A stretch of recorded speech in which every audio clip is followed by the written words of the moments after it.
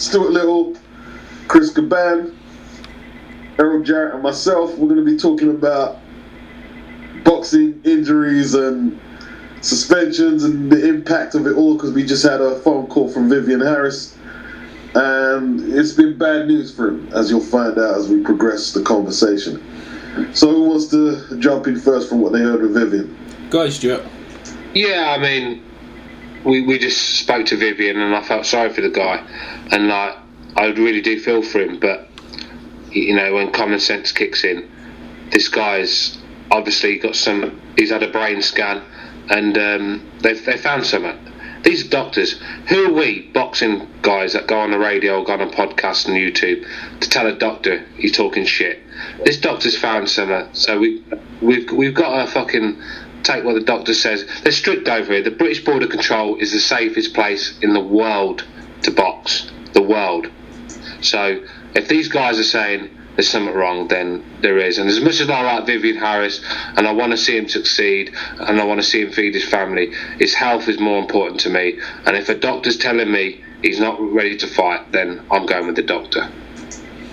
Yeah, it's sad. The way I see it is like they could have said to him before he left over that you wasn't fit to fight. I mean, he's had 2 fights previously before that, and you know, he have to come over to London, England for them to tell him, and they haven't told him specifically what it is, but it's on advice. But he wouldn't take a specialist. They don't want to pay for a specialist, but they've already got a plane for him ready to ship back to New York, and also it's going to affect him, and it's affecting him in America because he had another fight in March which is cancelled as well. So you know, they've messed up all his financial plans as well, and also the preparation, camp, sparring partners, and all these things there that, you know, that fighters got a cost. You know what I mean? It's digging deep into the pockets. You know, they could have sorted something out where they could have let him know before he came over it. We didn't have to come over it.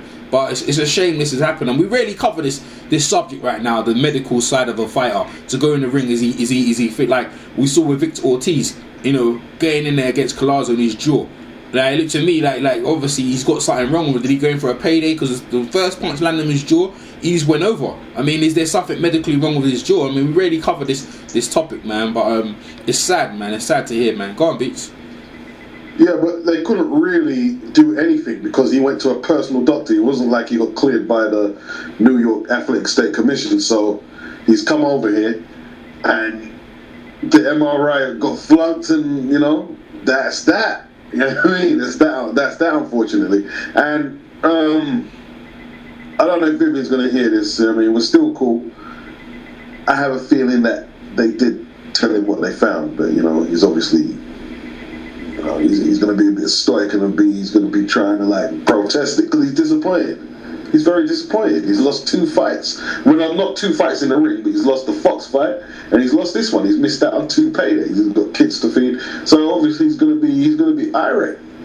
He's going to be irate. Of course he is. I agree. And what happens now? Is he suspended from sparring? Because I think when you get something like that, you're suspended from going to the gym and even sparring.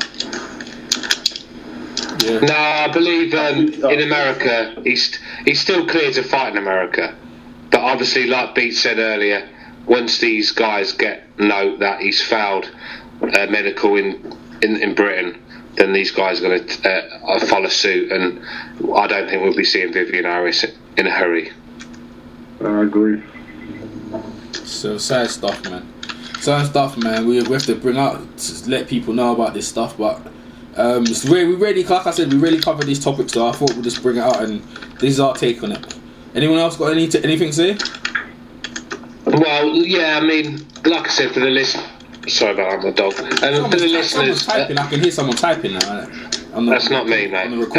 Yeah, for the listeners, I mean, obviously, the British Border Control are very nervous. They've had 2 world-class fighters sitting at home, brain damage through their lack of funds, lack of people in the right places, through basically just being useless. So they've been sued. They're still paying it. Frank Warren had to lend them £1 million to survive. They're scared of being sued again. You know, at the end of the day, when you've got 2 world class fighters, I'm not talking top level. I'm talking elite. Gerald McClelland, if he was still fighting if he'd not got brain damage, he'd have probably been the best super middleweight of all time. This is how good this guy was, and he's sitting there and he can't even feed himself. Michael Watson, a man that schooled Nigel Benn, schooled him, and Nigel Benn's one of the greatest super middleweights of all time. These are the level of fighters that have lost their lives basically to incompetence of the British border control, and they're not going to let that happen again. Vivian Harris is not a big enough name for them to see another fighter get hurt and obviously get sued and put their name in the gutter, and so they're not going to take that risk. They've seen a shadow on his brain. Job done. He's not fighting. Yeah. Alright, well that's it, man. That's all we've got to say on that, man. Leave your comments in the comment section. Beach, you got something else to say? No, I'm just saying no fight is a big enough name to recover from that, because it's took them 20 odd years to overcome this Michael Watson thing, and they still haven't recovered. They still pull out the begging bowl to the WBC on occasion, It's damaging, man. I mean, yeah, it's damaging, man. And like, that's unfortunately for Vivian, man. Like, once that MRI gets back to the New York Athletic State Commission, the Las Vegas, the main ones, not the Middle America, not them Oklahoma, because Oklahoma and them states, they'll clear anyone.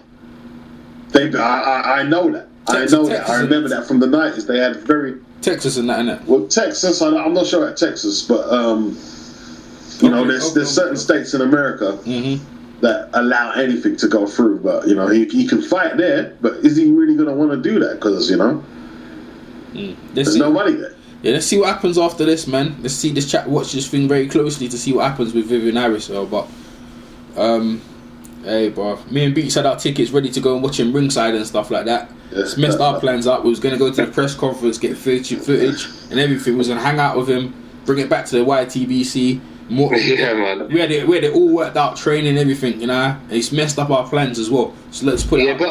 But all this aside, Errol, at the end of the day, the most important thing is Vivian Harris's health. Yeah. And if this guy has got something on his brain, then I'd rather not see him fight again, to be honest with you. Yeah, but you see, I don't want to keep harping on, but to a fighter, like I'm just being real. Like, see, we keep saying, his health is sacred. To a fighter, it's not. I understand how they feel. It's like we're telling them what to do. They're prepared to risk their health so they can pursue their vocation or their career. So he wants to fight. You know what I mean? We're saying, his health. Boxers saying, fuck the health. They're not saying it out loud. But they want to fight. That's what they want to do. They want to fight. But Beach, come on, man. It's like Errol said the other day. These guys get punched in the head for a living. They don't think straight. Yeah. Look, man. Look. You don't just blame it all on boxers. Let's talk on a society level. There's people who smoke, drink, and the doctor said you need to stop doing that. But they said, no, I want to do this, and they'll do it even though they've got ailments from it, liver diseases, brain. But they're not getting paid to do it, Beats. They're not getting paid to do it. They've not got a commission looking over it. Forget all that. It's a personal choice of what someone wants to do. Just like climbing mountains, like in bad weather conditions. You see, like, what I mean? Like, a lot of them guys, they're warned. They get the weather forecast from whoever, and they still go. In bad conditions, they're not supposed to go, and they're dead or whatever. They don't care. They want to go. They want to fight. He wants to fight. They want to fight. Does that make it right, though? I understand where you're coming from. I'm side for them. I don't want to take away a man's life. If that's the way he wants to go out, let him go out that way. Yeah, but you say that now, Beats. But if something badly happened to Vivian Harris, you'd listen back to this video and you'd be ashamed. No, I wouldn't. I'd be saying, look, at least he managed to fulfill what he wanted to do in his life. That's what I wouldn't. No. I'm that. I'll tell you what. You got the wrong person. So you say that's your opinion when you look at Joe McClellan. I am pinning. Is that your opinion? Is that your opinion when you look at Joe McClellan and Michael Watson? Knockout puncher. That's what he was, and he lived his life. He knocked out a lot of people, and he caught one himself. Beats is hardcore, bro, Stu. You're a cold man, Beats. You're a cold man, blood. Beats is hardcore, bro. He just listen. What I get from both of you. This is what I get. let a man live his life how he want to live. But in confine of the structures of how society even, they will not allow you to do that and get paid for it. The society. So I hear what both of you are saying. The man wants to live his life and smoke out his lungs, or get hit in the head and let him keep fighting. Like, look, Meldrick Taylor is a prime example, and keep fighting even though you ain't got no skills to get in the ring, because all you know, because you got motor skills, primarily that get in the ring. I understand that. But then you're not going to get paid for it, is what they're trying to say. We're off our backs. But the thing is, what you understand in this situation is that it's not a man who's just been knocked down his last fight. It's a man who's won his last 2 fights and by decision. So where you know, they've come out and found something all of a sudden. They said the same thing to the Pocket Rocket, Wayne McCulloch. They say he couldn't fight over in England.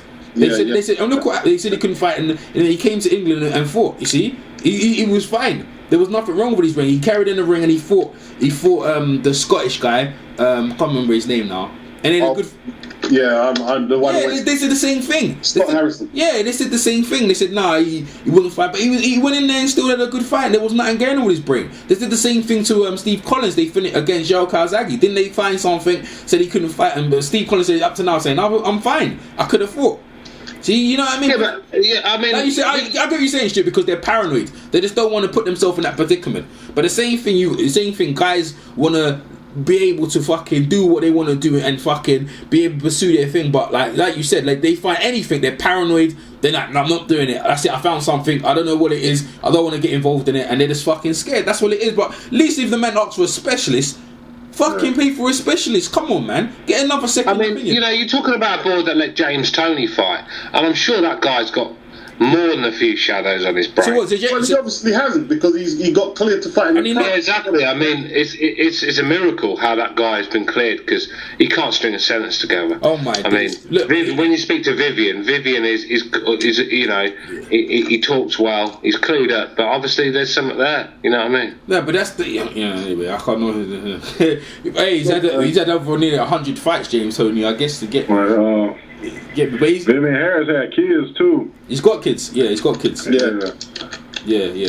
Well, that's what Beats is beating up the keyboard and that, and I'm recording, so I guess I'm gonna have to finish this recording because there's nothing else more to say. Leave your comments in the comment section, and we out. Peace.